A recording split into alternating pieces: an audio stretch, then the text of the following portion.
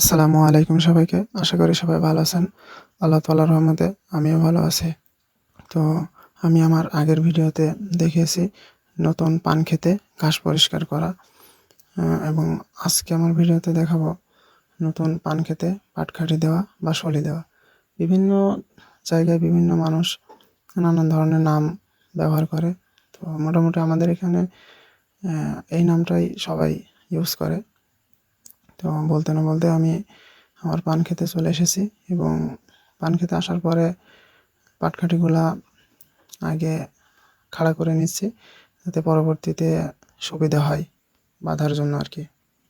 বিকেলের দিকে আমি পান খেতে গেছিলাম পাটকাঠি দিতে, কেননা সকাল থেকে অন্যান্য কাজে ব্যস্ত থাকার কারণে এই কাজটা করা হতেছিল না। ওই জন্য বিকেলের দিকেই গেছিলাম পাটকাঠি দিতে পান খেতে।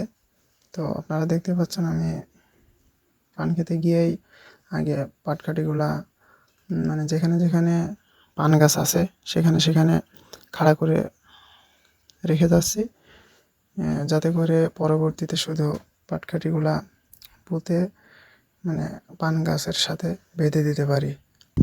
আমি আগেও আমার ভিডিওতে অনেকবার বলেছি যে সম্পূর্ণ কাজের ভিডিও তো দেওয়া কখনোই সম্ভব না, যেহেতু কৃষিকাজ করতে হলে যে কোনো কাজ করতে হলেই প্রচুর সময় লাগে।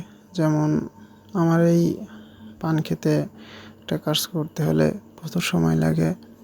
পাটকাঠি দেওয়া কাজটা তো একদিনে দেওয়া সম্ভব না। তো কৃষিকাজের কিছু কিছু অংশ এবং সেই সাথে কৃষকের বাস্তব জীবনের চিত্র তুলে ধরার চেষ্টা করব আপনাদের মাঝে ইনশাআল্লাহ।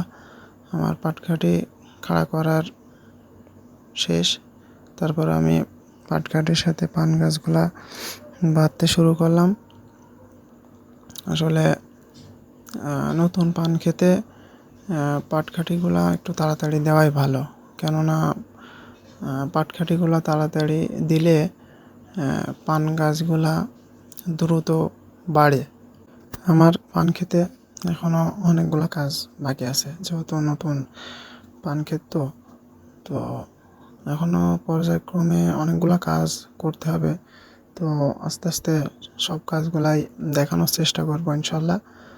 তো অনেকেই বলে যে কৃষিকাজ তো সবাই করে, তো তুমি কেন এগুলা এত ভিডিও করে ছাড়ো? তো আমার মূলত কাজটি হচ্ছে কৃষকের জীবন তুলে ধরা আর কি। মোটামুটি আজকের মতো আমার কাজ এখানেই শেষ। সবাই আমার জন্য দোয়া করবেন যেন আমি কৃষিকাজের সুন্দর সুন্দর ভিডিও আপনাদের মাঝে দিতে পারি। সবাই ভালো থাকবেন। আসসালামু আলাইকুম সবাইকে।